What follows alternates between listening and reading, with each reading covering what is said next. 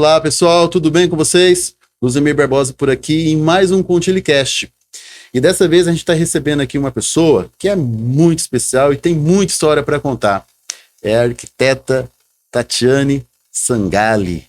Olá. Como é que vai, Tatiane? Tudo bem com você? Bem, e você? Tudo jóia. Bom, estamos aqui para conversar um pouquinho. A gente estava conversando nos bastidores aqui, você atua na área de restauração. Uma das áreas que você atua na área de restauração, né? Sim. Como que é isso? Tanto na parte de edificações históricas, como na parte de patologias de edificações antigas, né? Patologia? Patologia não é de médico? É mais ou menos, a gente tem que entender que uma casa antiga, que um imóvel antigo, ele é como um senhor de idade. Então, a gente tem o mesmo olhar, É quase um geriatra de edificação. É mais ou menos isso. O pessoal brinca que quem trabalha com restauro é o cirurgião plástico da construção civil. Mas é um trabalho muito bacana, é um trabalho que recompensa porque você, através do teu trabalho, você mantém edificações em uso e de pé ainda, né? Uhum. O meu primeiro projeto foi a atuação de uma atuação emergencial, na verdade, porque o imóvel realmente estava caindo. Então, a gente teve que fazer todo um projeto a jato, para super manter ele em pé, rápido, para evitar que aquele imóvel fosse a ruína. Ele já estava em iminência de ruína. Uhum. E aí eu me apaixonei pelo tema e trabalho, já se vão, acho que 10 anos já trabalhando. 10 anos trabalhando com restauro. Mas aí quando você, nessa casa que você, esse imóvel que você fez isso, se ele estava quase caindo, quando você restaura ele, ele não perde um pouco daquela característica inicial dele? Sim. Como que... É comum, e principalmente quando o trabalho é feito, ou o projeto é feito, sem as análises que a gente precisa ter. Então, por exemplo, vamos comparar com o senhor de idade, né? O senhor está lá apresentando alguma doença, né? Essa doença ela pode ter sido causada no momento ali por algum agente externo, ou pode ser da própria idade. Então, o que acontece geralmente nas edificações antigas é que acontece mais ou menos o mesmo processo. Então, podem ter causas externas que comprometem essa edificação, mas também podem ser coisas que são inerentes à idade do imóvel. E aí, um imóvel sem manutenção... O desgaste natural, né? Exatamente. Um imóvel sem manutenção é um imóvel que vai apresentar mais patologias, né? As patologias vão aparecer com mais constância. Um telhado que não recebe uma revisão periódica de uma edificação assim, vai ter vazamentos constantes que vão apodrecer madeiras, que vão danificar argamassas, e assim a gente vai. E aí, se você pega, por exemplo, as edificações mais antigas, elas não têm muito... Aqui em Campo Grande ainda, as nossas edificações são mais recentes, mas para fora, em locais que eu trabalhei, agora mesmo que a gente está fazendo Forte de Coimbra, né, os projetos de restauro, é uma edificação de 1864. Então, assim, só cal e areia. Cal, areia, pedra e madeira. Né? Então, não tem nenhuma aditivos modernos, não.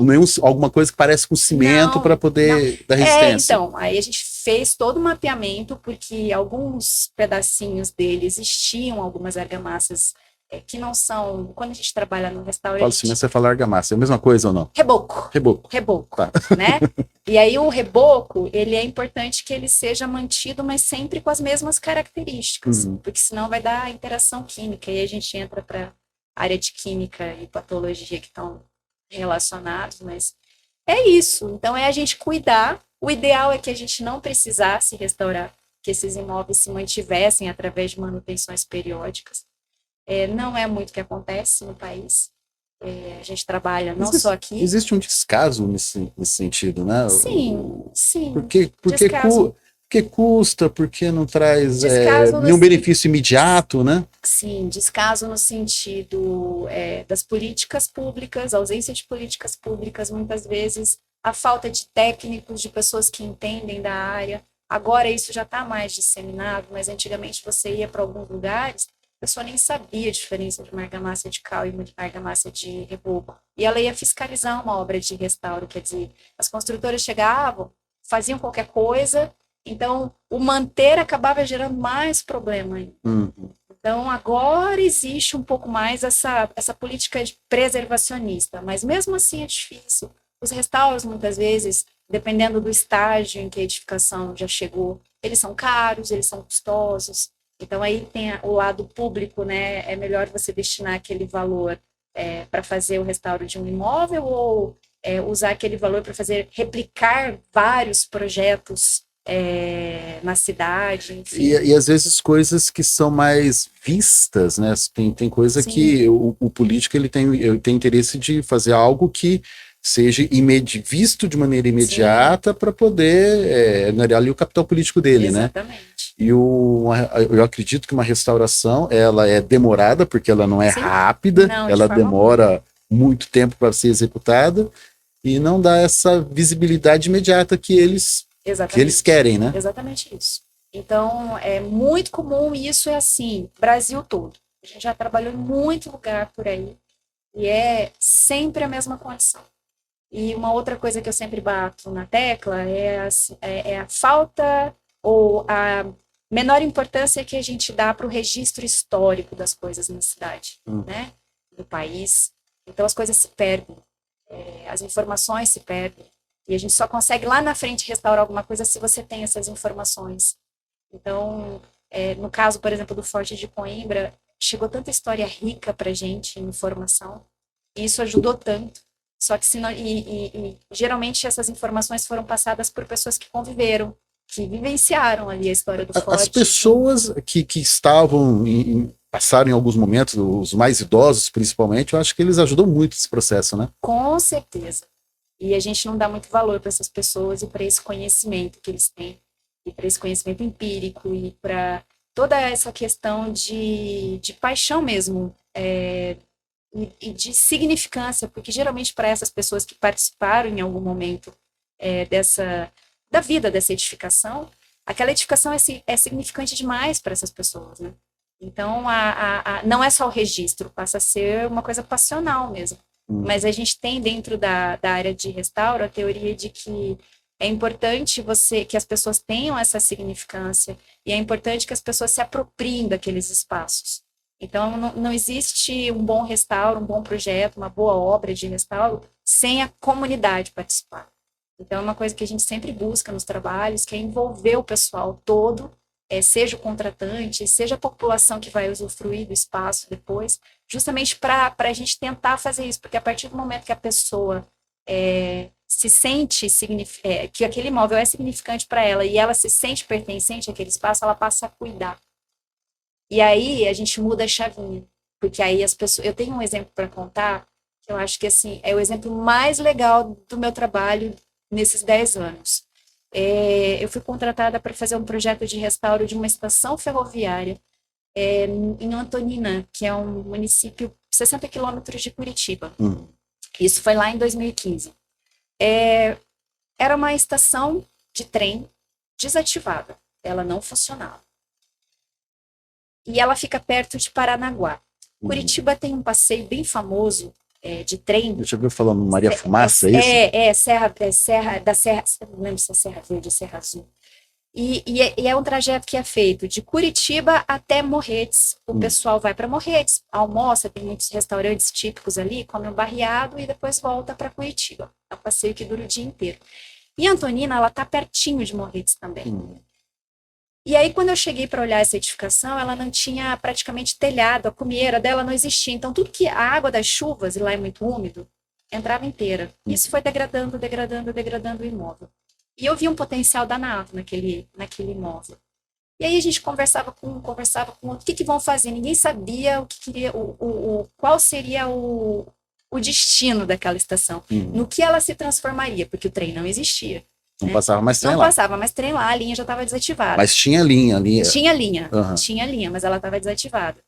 E aí a gente começou a fazer um estudo e cutucar, e eu cutuco todo mundo, e cutuca daqui, cutuca dali, e falava, gente, mas tem potencial isso.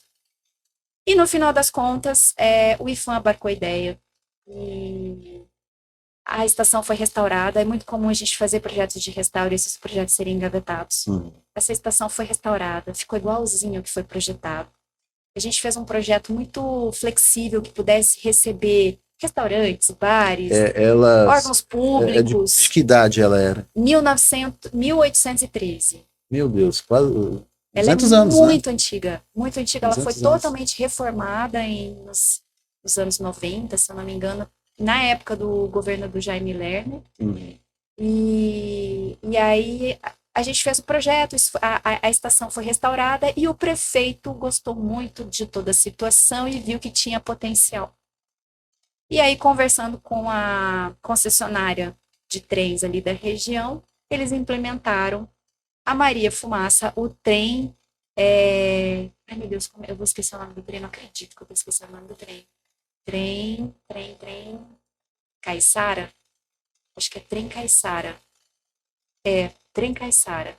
Uma locomotiva, uma Maria Fumaça, a mais antiga em operação no Brasil, foi para lá, foi toda revitalizada. E hoje, 3 vezes na semana, acontece um passeio turístico de trem. Ele virou passeio turístico. Ele virou, e a estação voltou a ser estação, através de uma simples ideia de restaurar aquele espaço, que era espaço degradado, que estava muito abandonado, que tinha muito tráfico de drogas ali, inclusive. E aí a população ficou tão contente, abraçou a ideia, e o passeio mudou a cidade, porque Antonina é uma cidade que não tem muito comércio, ela é pequena, né? E agora começou pela segunda vez, porque pela primeira vez, quando o trem chegou, ele trouxe o desenvolvimento para a cidade, agora pela segunda vez ele está trazendo turismo e desenvolvimento. Então, assim, foi um exemplo de que às vezes a gente não acredita. Quando você entra para fazer um projeto, você fala, mas pela complexidade isso aqui vai ser engavetado. E através de uma ação do IPHAN de lá, deu tudo certo, tudo funcionou e esse trem está ativo. E eu, até hoje, eu não acredito. Eu fico impressionada de como uma ação muda completamente uma cidade. É que, na verdade, eu penso que existe, está falando do imediatismo, né? Sim. Mas se a pessoa tem um olhar mais criterioso, né? Ele pode transformar vidas, né? Não é? Economia? Vamos além, né? Já que a gente está falando nessa área, o que muda a arrecadação, o que muda a economia de uma cidade, né? O turismo ia até Morretes. Então, Morretes se eu não me engano, 40 quilômetros, mais ou menos, de Antonina. E agora passou para Antonina. Então, as pessoas almoçam em Morretes e vão conhecer Antonina. Então, olha não é só a questão do restauro, né? E a edificação, claro, tá lá, preservada, linda. Ela é lindíssima. Isso conta muita história, né? Sim. O restauro, esse processo conta muita história, né? Tem o projeto, quando a gente monta o projeto, ele é uma consequência de uma série de levantamentos anteriores que são feitos. Então, a gente precisa pesquisar na história, a edificação, seja na história registrada, que é importante, seja nas fontes orais, que é conversar com o pessoal que vivenciou em determinado momento da história. Então, eu chamo dos meus meninos. Então, eu tenho meninos esparramados no Brasil inteiro. Em Antonina, a gente conversou com muitos senhores e senhorinhas de 80, 90 anos, e a gente passa a registrar essas histórias, justamente para evitar que isso se perca com a morte deles, né? E em relação a isso, tem todo esse processo antes. Aí nós fazemos um levantamento que a gente chama de levantamento cadastral, porque geralmente edificações antigas não têm plantas corretas, bem feitas, bem medidas, né? Então a gente faz todo esse levantamento. Hoje a gente usa, por exemplo, o drone para fazer nuvem de pontos, que é uma coisa bem bacana. A gente usa o velho nuvem de pontos, a gente mapeia com o drone a edificação e aí a gente cria uma modelagem dela 3D no computador e aí consegue ver as patologias. É bem moderna. É super moderno numa intervenção antiga. A gente tem feito bastante isso. Depois que a gente faz isso, a gente faz toda a análise das patologias. Então a gente vai lá fazer microscopia, a gente vai fazer análise de argamassa, a gente vai ver as cores que já foram pintadas, aquela edificação. E diante de todos esses dados que a gente coleta, que são bem, bem importantes, é que a gente vai para o projeto. Então, a gente não vai fazer um projeto de intervenção sem considerar todas essas etapas anteriores. Então, isso eu falo, o projeto é consequência, geralmente é o que chega até as pessoas. Mas antes desse projeto tem um trabalho gigantesco. Eu fiquei feliz demais o dia que eu fiz a prospecção lá no Forte de Coimbra, para ver as cores, né? Então você vai decapando, o Forte é branco. Desde que eu me conheço por gente, eu vejo fotos do Forte branco. Nós encontramos um amarelo ocre, como uma das cores mais antigas. Eu queria fazer essa pergunta para você. Quando fala das cores, de restaurar as cores, né? Eu já vi, sei lá, documentário, gente falando na TV, que vai lá com um estiletezinho e vai arrancando pedacinho por pedacinho, mas um monumento gigantesco, né? Mas a gente... É assim mesmo? Mas a gente não decapa ela inteira, né? A gente pega pontos, então, essa pesquisa histórica, todas essas informações, aí a gente analisa, bom, aonde a gente vai fazer essas prospecções? E aí, existe um plano para fazer isso, a gente não sai... Aleatório, né? Aleatório, exatamente. E esse planejamento, a gente faz uma amostragem. E aí, em cima disso, a gente vai nos pontos coloca essas cores, exatamente. Vai começar a decapar, né? Começa a decapar, tirar as tintas, mas analisar. Tirar as tintas é com estiletezinho lá arrancando. É com bisturi. Arrancando pedacinho. Eu menina, eu sou cirurgiã. Meu Deus do céu, é uma cirurgia plástica. E aí depois, em cima de todos esses dados coletados, é que a gente passa para o processo de intervenção, realmente. Então, tudo é muito justificado, sabe? Cada ação, ela tem que ter um pouquinho mais de critério numa edificação assim, né? A gente, dependendo da forma como eu fizer, ou como qualquer outro profissional fizer, ele pode causar um dano muito sério ao patrimônio, né? Tem que ter um cuidado, um profissionalismo muito grande. Eu falo que é uma das poucas coisas que leva alguém para a cadeia no país é danificar patrimônio histórico. Vai preso. Então a gente tem que ter um certo cuidado em relação a isso, sabe? E como que é o processo para vocês chegarem até esses monumentos históricos? Vocês identificam, fazem um planejamento e levam um projeto para ser aprovado? Ou esses projetos já vêm com... Não, geralmente... órgão público? Então, a gente trabalha muito com licitações, e aí existe o projeto básico dentro de uma peça editalícia, né? E lá o órgão que está contratando, ele coloca todo o que ele quer que seja feito, o que ele quer que a empresa forneça em relação aos projetos. Muitas vezes os órgãos já têm essa investigação inicial já realizada, a grande maioria não.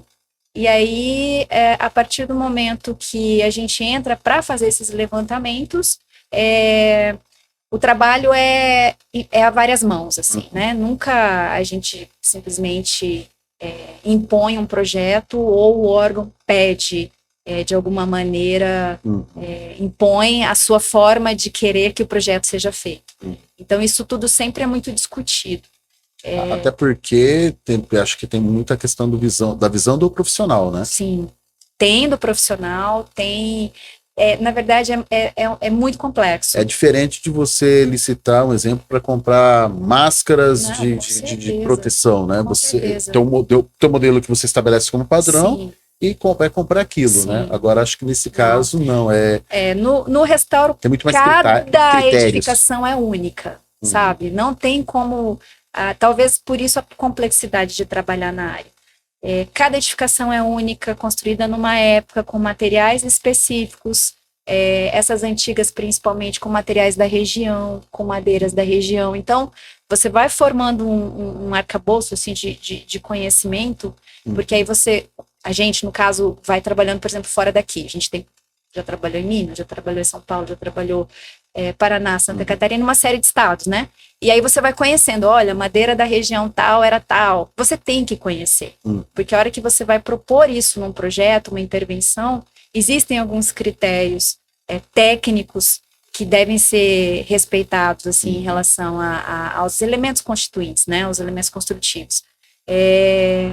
Qual que era a outra pergunta que você tinha feito? Não, eu falei porque eu quis comparar assim, que quando a gente tem o órgão público, ele licita um produto, sim. ele estabelece as condições que ele quer aquele produto, né? Sim. Talvez no restauro você estava dizendo que não tem como ele estabelecer, porque... ele até estabelece, mas isso pode ir se alterando ao longo do tempo, em função desses levantamentos que a gente vai fazendo quando começa quando inicia a contratação, sabe? Então, às vezes, o órgão quer fazer, Eu vou dar um exemplo bem simples, assim, que foi justamente do Forte de Coimbra. O Forte e mais 18 fortificações no Brasil, elas são candidatas a entrar para a lista de Patrimônio Mundial da Unesco. Existe toda uma campanha. E para ser Patrimônio Mundial da Unesco, a Unesco determina uma série um checklist que as edificações devem ter. São os critérios dela. Estabelece um rol de exigências, e um deles, por exemplo, é a acessibilidade. O Forte, para quem não conhece, ele está na encosta de um morro, à margem do Rio Paraguai. Ele tem 35 metros de desnível, do início ao fim dele. Imagina a escada construída em 1864, escadinhas de 50 centímetros. Quer dizer, embora se exija a acessibilidade, a gente não pode sair colocando rampa e quebrando paredes simplesmente para cumprir uma norma atual. Porque você também... Porque aí eu danifico. Você estraga Exatamente. O patrimônio. Então, como que a gente faz? Discute-se, até a gente chegar num termo que agrade tanto quem está executando quanto a fiscalização, no caso do órgão que contrata. E aí, em cima disso, a gente faz o desenvolvimento do projeto. Então, quando eu falo que o projeto é lá a consequência, é porque ele é mesmo, assim, tem muita discussão antes.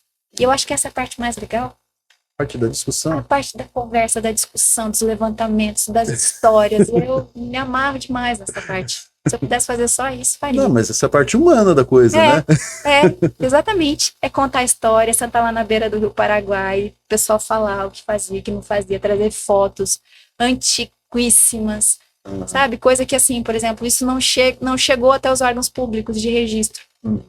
Mas tá lá, no Ribeirinho. Ah, tá, você fala dessa discussão, esse levantamento que você tá fazendo. É discussão de projeto. Eu acho que a gente só cresce, assim, quando você tá fazendo o projeto e você tá indo atrás das informações. Sim, exatamente. Não, mas é muito gostoso conversar com essas pessoas assim, com mais idade e contar as histórias daquele momento que eles viveram, que participaram entregaram, eu falo assim, entregaram a sua vida para aquele patrimônio, muitas vezes, né? Exatamente. Porque você tá falando dos ferroviários, né? Eu tenho uma ligação com os ferroviários muito grande aqui. Eles ficaram muito tempo nas empresas ferroviárias, sim, né? Entregaram a vida inteira para aquilo ali, né? Doaram as vidas. Eles não tinham hora e nem lugar, assim. Eles tinham que estar 100%.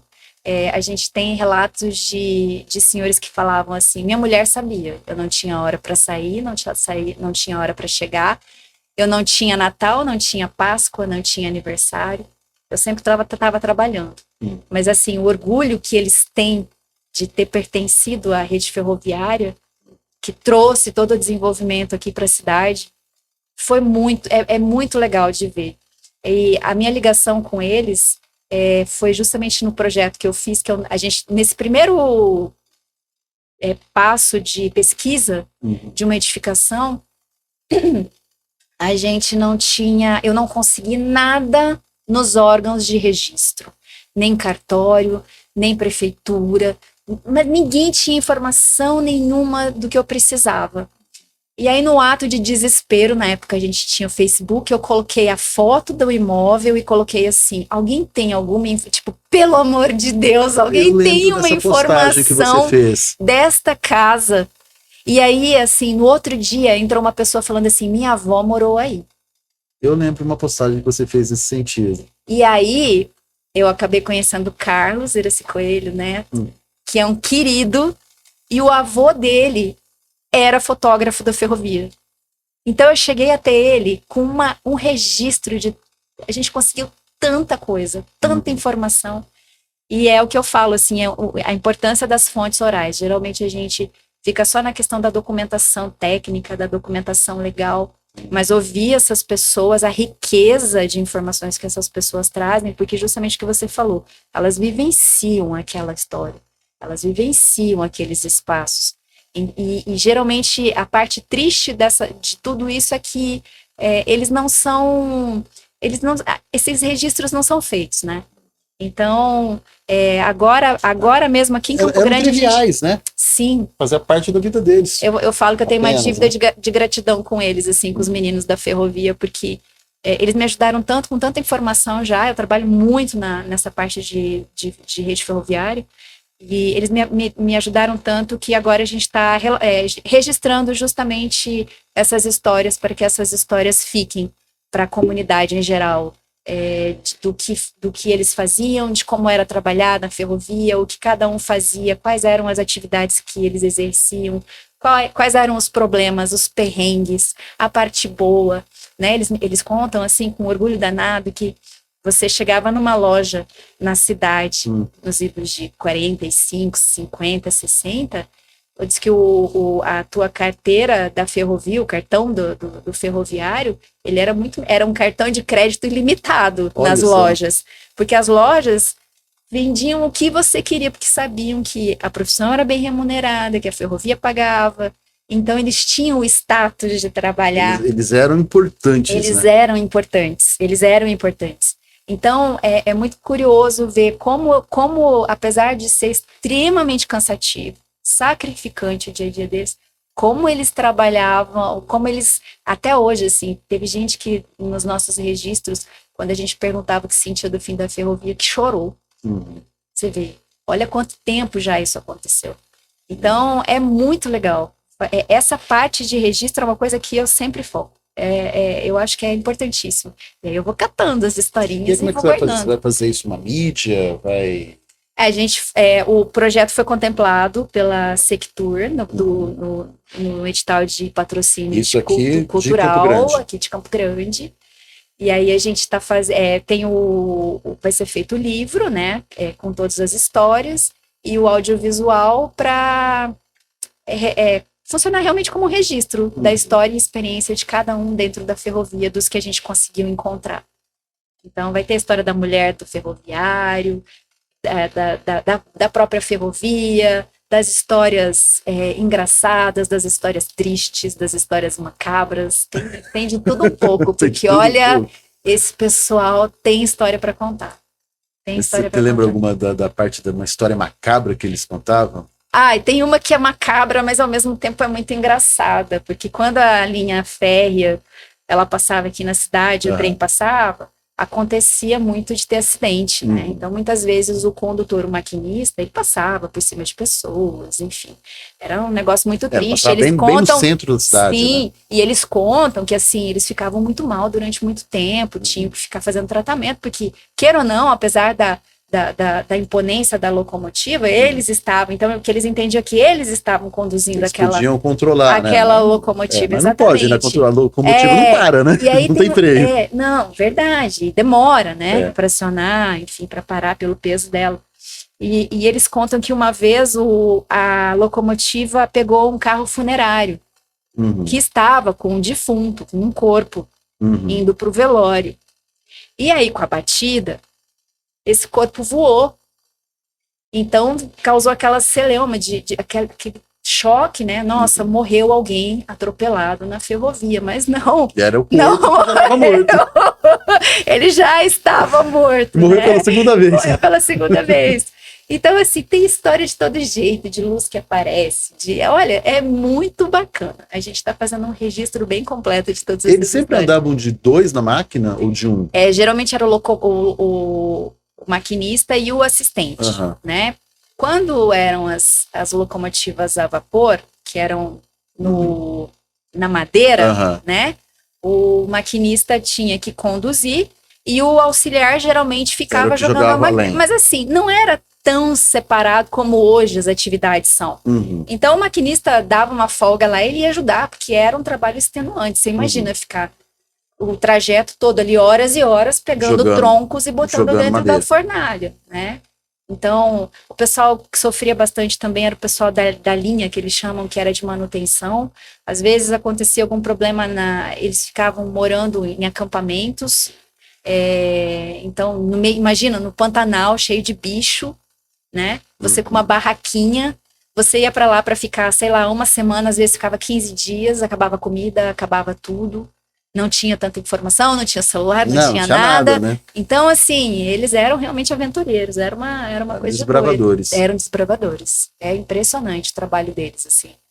E aí, dentro disso, tem uma série de outras atividades que eles desempenhavam. Tem o agente de estação, tem Olha, tem muita coisa legal. Tem o próprio policial rodoviário, o ferroviário, policial ferroviário, a gente entrevistou o Zé Bala, que Zé foi Bala? Zé Bala. Nem imagino o que ele fazia com o nome O que desse. acontece? Dentro da ferrovia, ninguém sabe disso, mas eles não se tratavam pelos nomes. Cada um tinha um apelido. Aham.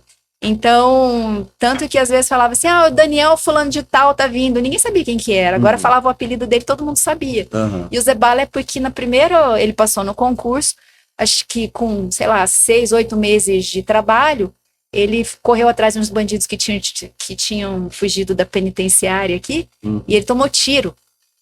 Então, todo mundo botou o apelido Pensei dele. que o Zé Bala era porque ele tinha dado tiro. Não, ele Porque tomou tomou tiro. Ele tomou tiro.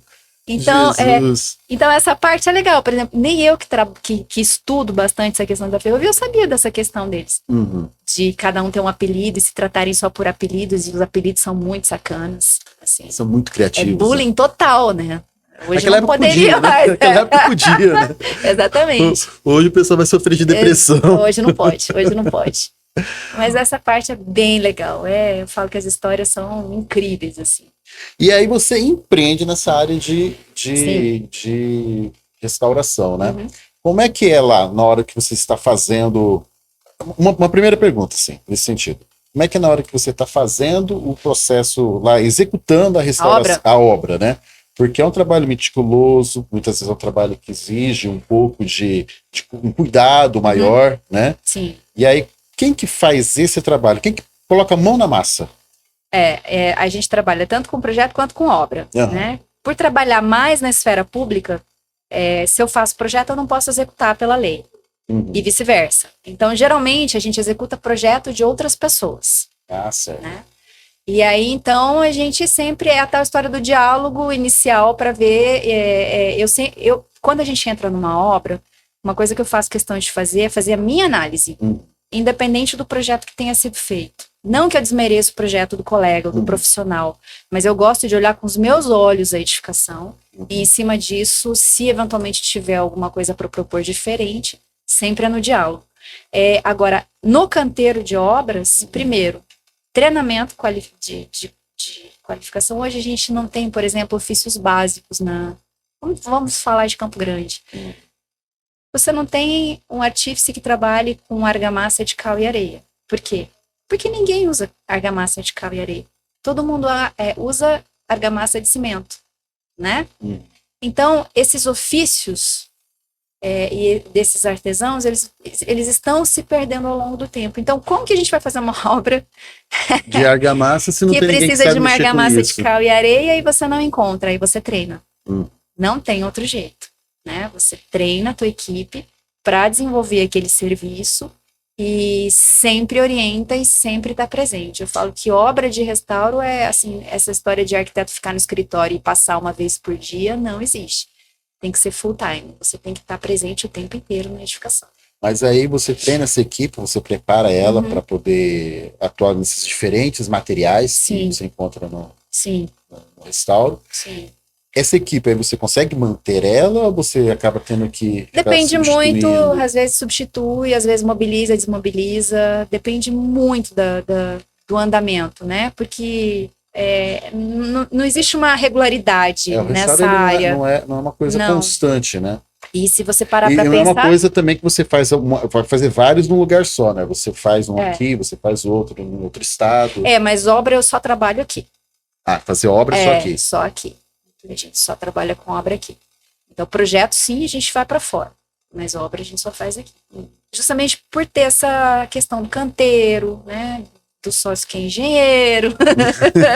Ajudar a implementar a logística da coisa, senão... Aí você consegue manter essa questão do treinamento, né? Porque se você pegar uma equipe e deslocar ela para um outro local, é complicado. Você treinar uma equipe em outro local é mais complicado ainda. É mais complicado ainda. E existem empresas de obras de restauro que atuam no Brasil inteiro. Quando eu fiz a minha especialização em Recife, tinha uma empresa de São Paulo que estava fazendo restauro de uma catedral lá. De uma catedral, não. De uma igreja. De uma igreja lá em Recife. E ela estava com equipe... metade de São Paulo, metade contratada lá. Com a diferença que em Recife, pela quantidade de edificações tombadas, você tem uma mão de obra ainda resistente que está ali, né? De artesãos, de artífices. Então, você consegue contratar muitas vezes sem até precisar treinar, porque o conhecimento deles é muito grande. Agora, se você volta aqui para Campo Grande, a gente não tem tantas edificações assim tombadas. Os restauros são extremamente esporádicos. Então, é inviável uma empresa que queira trabalhar aqui só manter esse pessoal contratado dentro do quadro, né? Agora, uma coisa que a gente faz, por exemplo, ensinar esses outros ofícios para os nossos funcionários regulares. Aí sim. E é legal porque eles aprendem, eles gostam de aprender coisas novas, assim. Então, é a argamassa, é a forma de tratar a madeira. É um desafio para eles também, né? Também. Entendi. Não, eu pensava que você pegava o projeto e executava o projeto. Então não, você é dividido em duas partes. Uma é só a parte de planejamento, que é o projeto, e a outra obra. É a parte da obra. Pensava que era uma coisa só. Quando vocês pegavam um projeto, vocês concluíam ele no Brasil, entregavam pronto. Não, no Brasil não. Em alguns outros países existem. Por que não pode? Pela questão da lei, porque a lei é que assim, né? É para que vamos falar de Brasil, né? Você não pode insuflar de repente um projeto para poder executar ele. Isso, né? É a mesma coisa, é exatamente isso. Então é um mecanismo de controle do poder público para evitar superfaturamentos, enfim, né? Porque se eu sou uma empresa que tenho intenção só de ganhar dinheiro e não de restaurar, eu vou montar um projeto que custaria, sei lá, 500 mil, eu vou falar que é 3 milhões, eu vou embolsar o resto, né? A gente sabe. Sabe o que acontece. Sabe que acontece esse tipo de coisa. Então, é um mecanismo de controle dos tribunais de conta, da legislação do poder público, que quem faz o projeto não executa a obra. Entendi. Né? E quem faz a obra exatamente. Aí eles acabam licitando as duas partes, né? Mas não é assim, a gente percebe que não é o melhor dos cenários também. Porque muitas vezes os projetos são feitos por pessoas que não têm qualificação na área. E aí essa é a parte complicada. Então, muitas vezes você recebe um projeto que não foi... Toda aquela parte anterior que a gente faz não foi feita. E aí você não tem... Enquanto executor, você é responsável, inclusive, por coisas erradas do projeto, né? Que você tem que... enfim, você tem que resolver, né? Junto à fiscalização. Então, essa parte é muito complexa, muito complicada, porque aí, às vezes, chegam projetos que não foram concebidos com todos os critérios técnicos necessários, e aí, a hora que você vai executar, você já fala assim, vai dar BO, e dá. Né? Então, hoje a gente fala muito da importância de um profissional qualificado dentro de canteiro de obra, seja de restauro, principalmente, porque é muito, muito, muito meticuloso, é muito detalhado, sabe? Com bisturi. Com bisturi. Com bisturi. Dá para entender com bisturi, com microscópio. Dá para entender a dinâmica da coisa, com bisturi. Detalhista, né? Isso aí. Detalhista. Quando a gente faz uma construção dentro de uma área urbana, ou melhor, quando você tem, eu acho que Campo Grande... Não sei se tem ou não tem, mas a quantidade de imóveis antigos que você tem, às vezes, dentro do centro, e aí você precisa reformar. Você vai construir uma loja, você precisa mexer naquela loja. Você vai, às vezes, precisa adequar aquilo ali a um tipo de comércio, ou um tipo de negócio que vai ser realizado. Sim. Nesses imóveis que são antigos, é tranquilo fazer isso ou tem alguma coisa que precisa ser... Eu vou te fazer uma pergunta. Você trabalha na área de contabilidade, tem muito contato com profissionais, com lojistas, enfim. Você sabia que aqui em Campo Grande existe uma lista com mais de 300 edificações? Isso está em lei, no novo Código de Obras, na lei de uso do solo, enfim, todo esse complexo legal que a gente tem que usar. Você sabia que existem 300 edificações na região central que são proibidas de sofrerem qualquer tipo de intervenção sem que antes você protocole um projeto com todas essas informações que eu citei? Proibida? Eu não posso... Você não pode mexer no seu imóvel. Eu quero derrubar uma parede, eu quero fazer alguma coisa, trocar o telhado que está com filtração. Se ele está nessa lista, você não pode fazer nada sem autorização do poder público. Absolutamente nada. Nem pintar. O que acontece é que as pessoas não sabem disso. E muitas vezes acabam sofrendo penalizações justamente por conta disso. Essa lei ela veio para proteger essas edificações antigas, principalmente da região central, que a gente chama de ZEIC. O que é uma ZEIC? Zona Especial de Interesse Cultural, ou seja, é uma região ali, centrão da cidade, com um pouquinho mais da periferia ali. Vamos falar assim, entre ali 14 de julho, Calói era 13 de maio. Lugares, exatamente, mais, ela vai até o complexo ferroviário, ela sobe até mais ou menos a 13 de junho ainda, tem edificações que são onde o proprietário ele é proibido de fazer qualquer alteração sem antes consultar os órgãos públicos, sem antes protocolar uma guia de diretrizes urbanísticas na Planurb, que é a Secretaria de Planejamento Urbano, sem propor mostrar a proposta do que ele quer fazer junto à Secretaria Municipal de Cultura, através da Sectur. Então, só que o que acontece é que as pessoas não sabem disso. Mas então, assim, quem tem, por exemplo, um comércio lá no centro da cidade, quer fazer qualquer coisa, o correto, legalmente falando, e para efeito de preservação também da edificação, é justamente fazer esse trabalho.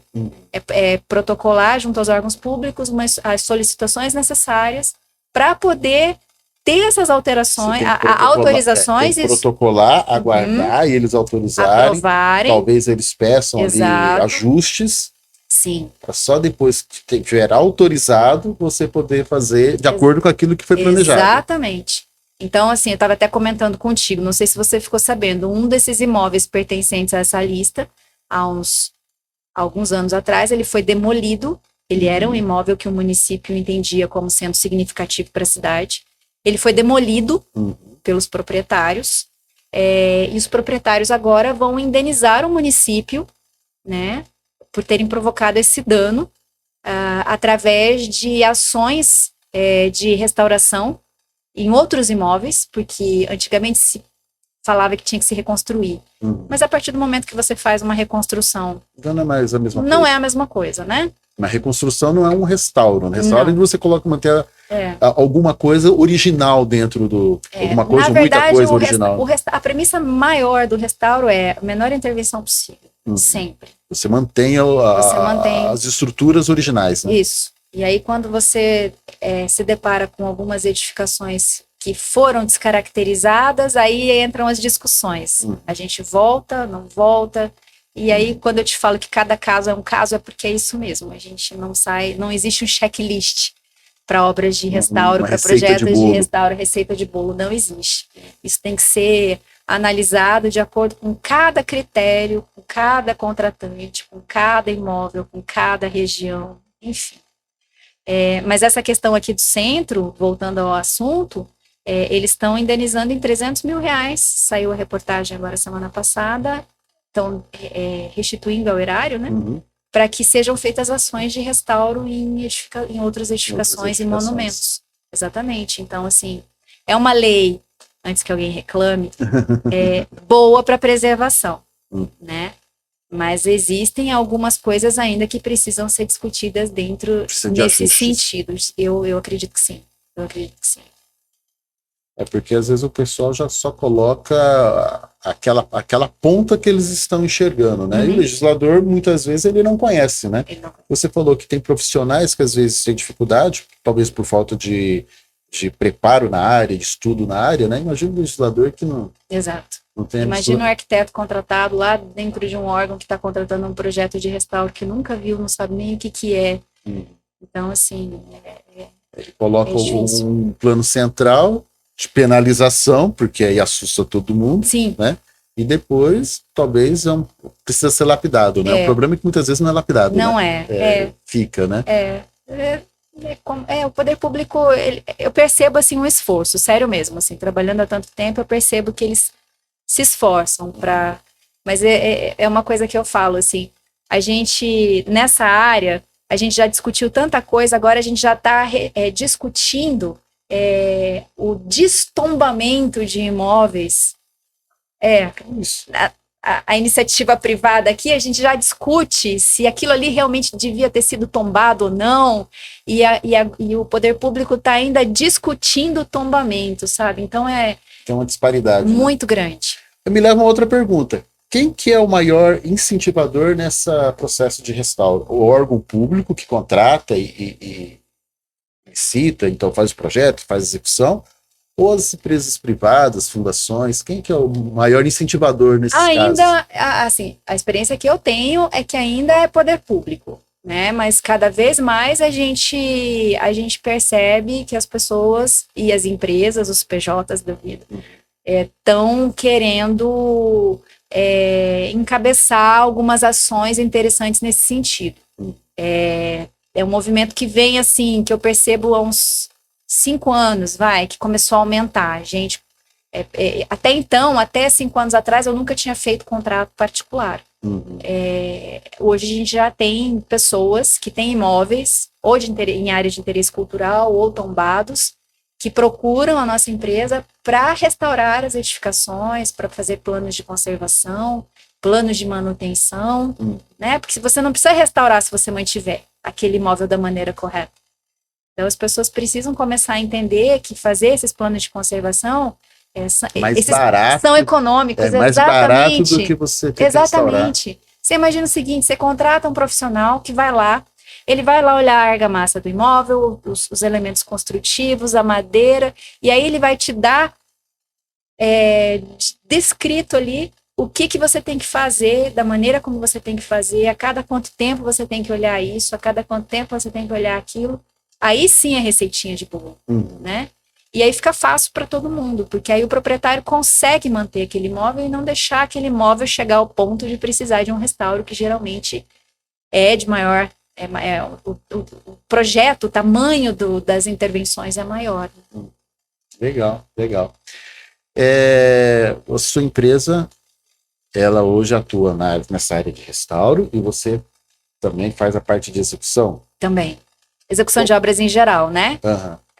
Meu sócio é engenheiro, temos o seu Sérgio, Super Sérgio, gestor de obra, e aí a gente trabalha nessa área com obras diversificadas, né? Antigamente a gente fazia muito residências, né? Hoje a gente atende mais PJs, a gente atende mais empresas mesmo, e reformas que acabou sendo puxada pelo restauro, porque queira ou não, o restauro ele é uma reforma mais técnica, né? Mais pormenorizada. E aí a gente acabou atendendo muito essas empresas, justamente, os lojistas, pessoas que têm empresas em imóveis antigos, que precisam dar uma manutenção. E aí uma coisa puxa a outra e aí a gente... Podia trazer o seu Sérgio aqui. Será que a gente consegue? Olha, ele é como eu, de falar ele gosta. Deixa pra falar, ele fala o dia inteiro. Ele tem muita história pra contar, né? Tem, seu Sérgio tem. Seu Sérgio tem história. Nossa. Eu lembro dele logo quando eu cheguei aqui no escritório, faz pouco tempo, só 25 anos. Da época da transportadora. Da transportadora. A primeira história de obra que eu tenho era assim, eu estava no último ano de faculdade. Né? Bobinha ainda. E ele chegou para mim e falou assim, menina, comprei uma casa em construção, você vai ter que terminar. Eu não era nem formada. Ele tinha o macio dele. Eu não era nem formada ainda. E aí eu falei, meu Deus, o que eu tenho que fazer naquela época? Enfim, recém-formado, né? Tá devagar, começando, sem experiência. Quase fiquei doida. Mas deu certo, antes de terminar a casa, a gente vendeu. E aí... Foi o primeiro... A sua primeira experiência com... Foi. Não foi traumática porque ela não ficou lá à venda há muito tempo, né? A gente, antes de terminar, já achou alguém que gostasse, já comprou, e aí a gente começou a trabalhar na área, assim, com execução de obras. Execução de obra, legal. É bacana, assim, trabalhar em família, né? E não é, né? E os perrengues. E os perrengues. Eu falo que a parte boa da família é que a gente assim, deu algum problema. Imagina 3, né? 3 com comportamentos completamente diferentes. 3 cabeças diferentes, né? Muito diferentes. Tendo que conviver ali diariamente. Então, às vezes rola um estresse, mas como são 3, a gente sempre vê quem vai na maioria, sabe? A maioria que resolve as coisas. Mas não é fácil. Eu brinco que parente você não pode mandar embora, Né? né? Como é que vai mandar o parente? Como é que vai mandar o seu Sérgio embora? Então tem que se acertar da mesma maneira que ele não pode me demitir. Então, Também, né? assim, a gente tem que se acertar, mas é uma convivência boa. A gente está com a empresa desde 2005. É muito tempo já. Bastante tempo. E eu falo assim, que trabalhar com um parente é sempre muito complicado, né? Não é fácil. Eu já trouxe minha esposa aqui e a gente não deu certo de trabalhar juntos, né? É que a Então, gente leva também, eu acho que é difícil a divisão, né? A é família fácil fica misturar, aqui, né? mistura. Fácil misturar, né? Talvez isso seja uma coisa que dificulte bastante, né? A gente vai para churrasco de domingo, meu pai é o primeiro que fala assim, mas aquela obra tal, como é que a gente vai fazer tal coisa? Quer dizer, não para, né? Tá sempre... a gente não tem muito essa divisão de fechou o escritório, deixa as coisas Fechou o no escritório e vai viver a pai vida. e filho Não. e tá Aliás, trabalhando. empresário nenhum, né? Empresário nenhum faz isso, não tem como fazer. Assim, eu me policio um pouco hoje em dia, mas você não consegue. Você não consegue desligar das situações que você precisa viver o dia a dia, né? Você não consegue desligar dos problemas que você tem que administrar todos Sim. os dias, da sua agenda que você tem que atender no dia seguinte.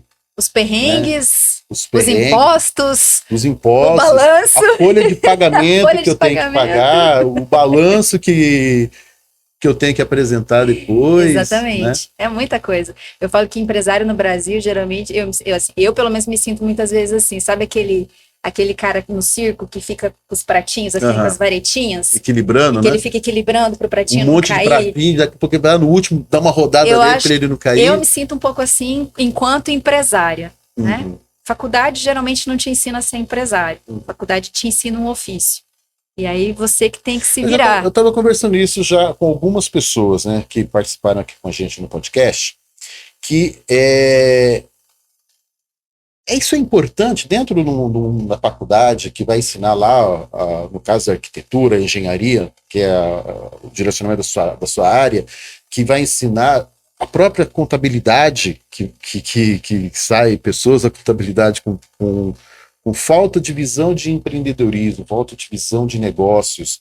Na faculdade, muitas vezes, ou na maioria das vezes, ela não tem um direcionamento. Esse olhar. Um direcionamento para isso. Você acha que isso é importante? Eu não acho que é importante, eu acho que é fundamental. Porque não adianta nada você pegar, por exemplo, e ensinar um bom ofício, seja ele engenharia, arquitetura, química, enfim.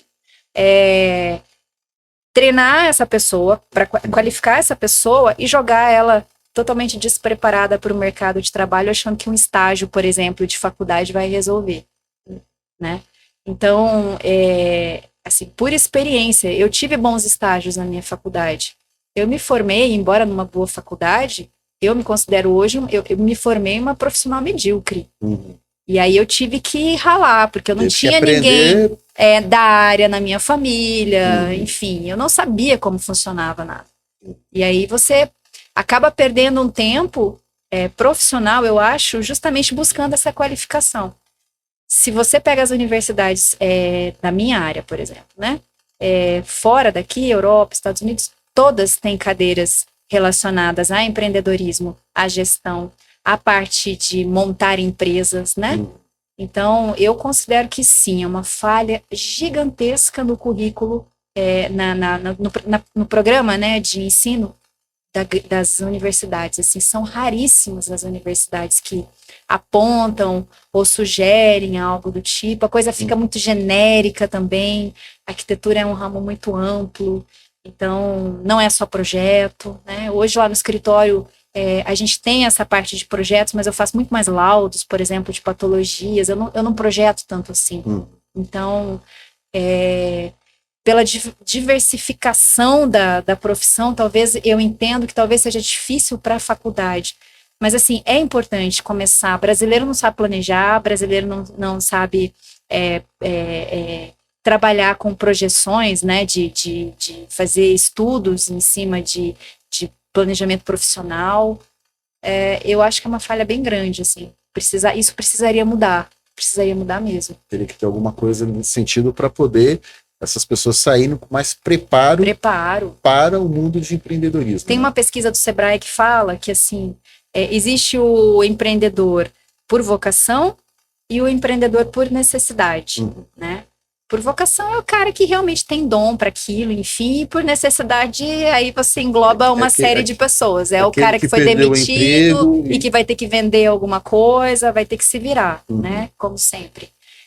Então, nesse caso, a gestão, a importância dessa questão da qualificação ou de um ajuste na conduta disso é importantíssimo. Não tem como você dissociar o teu ofício de um... Você pode ser um excelente profissional. E existem alguns exemplos na minha área. O cara é muito bom enquanto profissional, mas ele é péssimo gestor.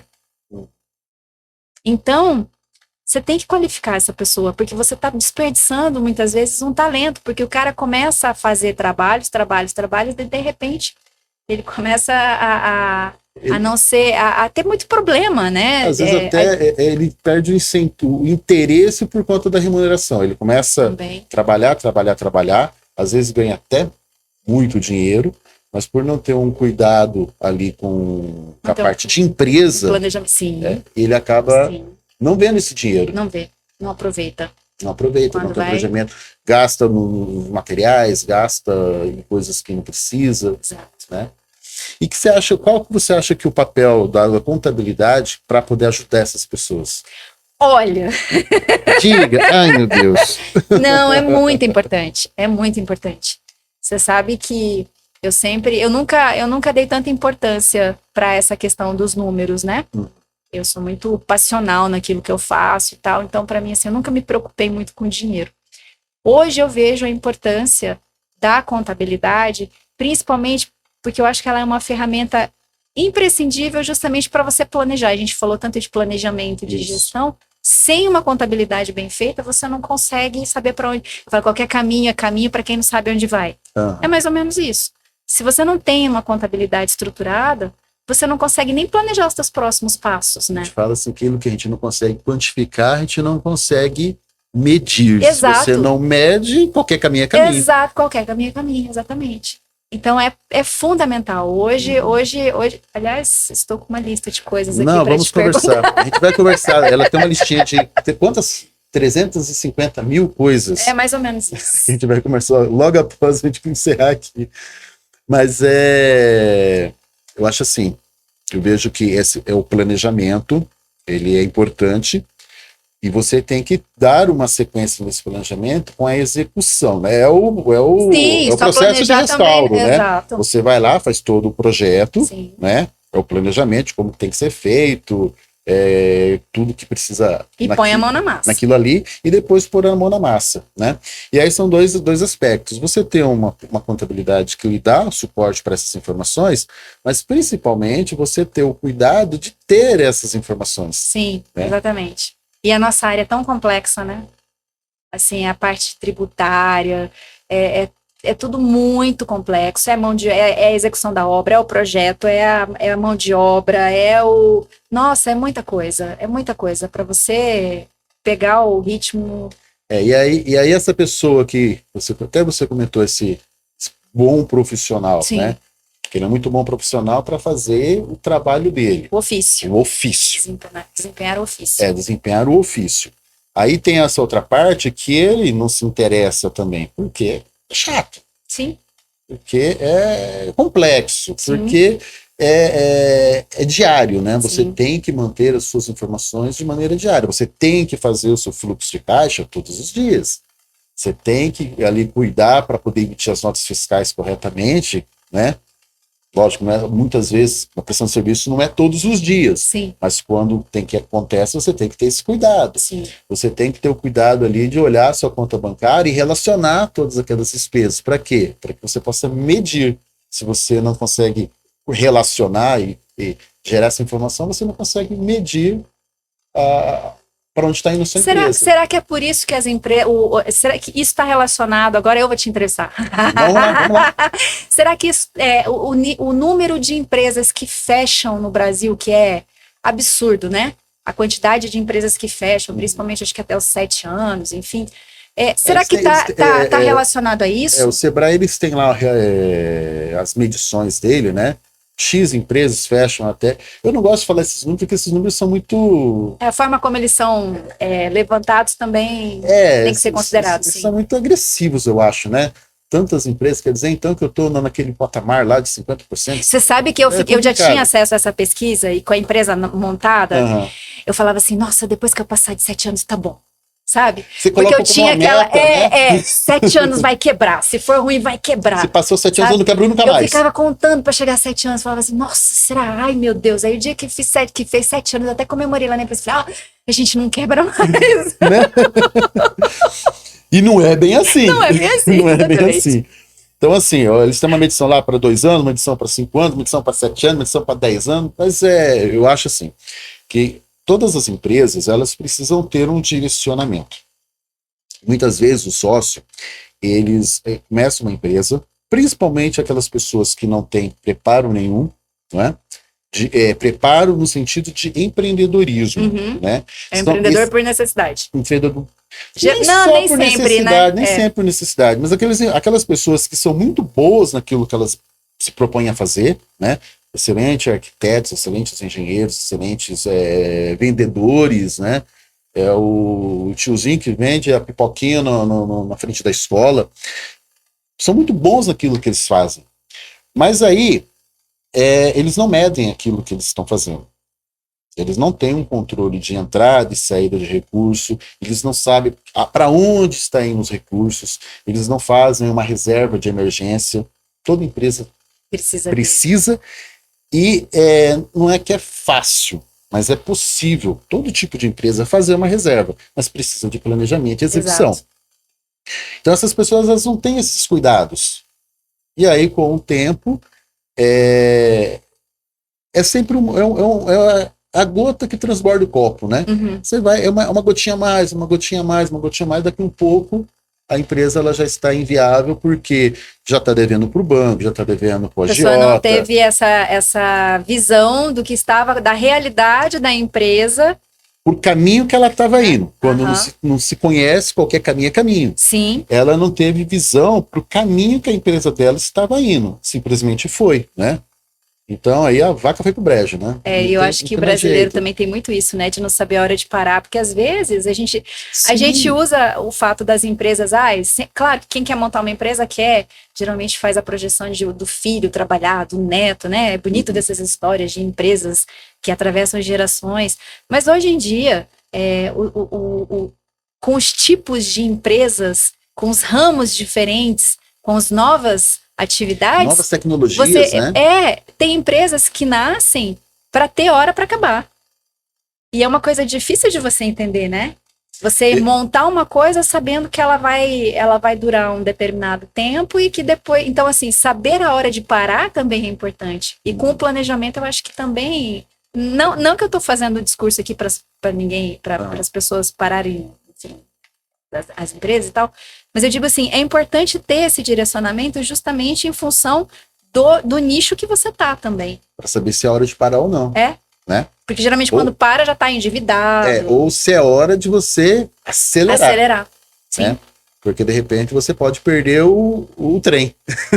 Também. Você precisa, analisando o cenário que a tua empresa tem, você percebe, não, agora é o momento de eu fazer um investimento maior, né? Enfim, uma máquina, em pessoas, em estoque, eu fazer um investimento para minha empresa crescer, para eu acelerar meu crescimento. Aproveitar algum tipo de momento, né? Eu tenho um cliente, só não vou mencionar o que ele fazia aqui, até porque para não ficar tão evidente quem é essa pessoa, esse cliente. Mas ele tinha uma empresa que ela vendia um determinado produto, que esse produto acabou diminuindo o uso. Foi uma empresa muito grande. E ele acabou diminuindo em virtude do uso desse produto, que não é um produto mais usual hoje. Né? E aí, o que ele faz? Ele tem que fechar, não tem jeito. Vai ficar investindo tempo, recurso, dinheiro, num negócio que não tem prosperidade, né? Então, ou agregar alguma outra coisa nova. Nesse caso, ele resolveu fechar, Entendi. né? Questão de idade e tudo mais também, então ele resolveu fechar. Muitas vezes você tem que mudar o rumo da tua empresa, né? Eu estou trabalhando numa atividade que ela tende a diminuir, né? Está em recessão essa atividade, então eu tenho que buscar novos caminhos e remodelar a minha empresa. Se você não mede, se você fica só você não sabe. Se você fica só numa percepção, não, um screen melhora, o outro melhora, e você não percebe que mês após mês está se agravando. Quando a sua percepção aflora no momento que você fala, agora eu tenho que tomar uma ação, às vezes é tarde. Sim. Eu acho que é o que mais acontece, geralmente, com as empresas que fecham, né? Quando a pessoa acorda já tarde, não dá tempo de fazer muita coisa. Não dá tempo de fazer muita coisa. Aí não tem mais como a pessoa crescer. Ou crescer não, como a pessoa se manter, né? Se manter e aí no ela está mercado. comprometendo o futuro dela também, né? Assim, das né? gerações, isso gerações. Gera um... Dependendo do estrago. Gera um desdobramento gigante, né? Então é importante você ter o planejamento e você ter a execução, né? O empresário, aquele que ele está lá com uma maestria naquilo que ele faz, no ofício dele, né? Ele precisa também olhar para a parte de gestão da empresa dele. Se ele não consegue fazer isso, muitas vezes ele não consegue, ele precisa ter ali uma equipe que dá o suporte, né? Tem que ter uma equipe ali que dá a sustentação para que ele possa continuar executando o trabalho dele e essa outra equipe faça aquele trabalho que... O chato que precisa ser feito, que ninguém gosta, mas que é importante. Feito, que é extremamente importante, né? É isso aí. Aí ele precisa ter essa assessoria, né? E a contabilidade, ela consegue fazer isso, né? Ela consegue fazer isso tanto pela proximidade com o gestor, né? Quanto fornecendo produtos diferentes daquele do tradicional da contabilidade, né? Você viu falar do BPO financeiro? Não. BPO é uma sigla em inglês que o pessoal gosta de colocar nome em inglês nas coisas. Terceirização de processos, né, operacionais da empresa. Então, dessas terceirizações de processos é a terceirização da gestão financeira. O que esse serviço faz? Esse profissional, né, ele teria que ir lá e fazer o controle do banco dele, ele teria que fazer o controle financeiro dele, do contas a pagar, do contas a receber, do cartão, quem utiliza com muita quantidade, tem muito volume, cartão de crédito, né? Fazer a gestão do controle de cartão. O cartão de crédito no recebimento, né? Uhum. Também no pagamento, assim, mas mais no recebimento, né? Porque as operadoras, elas às vezes cobram taxas que são indevidas, cobram taxas além do contrato, compra parcelado e recebe duas, não recebe a terceira. Nossa. Então, existem algumas situações que você precisa estar atento para poder o cara não perder dinheiro, né? O arquiteto que tem lá as obrigações dele com relação aos projetos, aos laudos, às execuções que ele precisa fazer. Para ele tomar conta disso, ele precisaria pelo menos 1 hora, 1 hora e meia por dia para poder fazer. Ou ele coloca uma pessoa para poder fazer, ou ele contrata um serviço terceirizado. Se ele contrata coloca uma pessoa para poder fazer, ele vai colocar quem? Uma menina, um rapaz que ele contrata lá com um salário O estagiário. mais baixo, vai colocar o pobre do estagiário Mexer com o financeiro. para mexer com o financeiro. Não, mas eu te explico, fica tranquilo, é fácil. Mas ele, muitas vezes, nem ele sabe direito o que é, né? Ele não gosta. Não é? Mas explica por quê. Mas você sabe que é muito comum, né? O estagiário, coitadinho, entrar nessas encrencas em empresas, assim. Tá, mas aí o que esse estagiário ele vai fazer? Ele vai fazer aquilo que foi mandado. Esse que foi mandado vai Se mandar... ele não souber mandar... Ele vai fazer o básico, Sim. Né?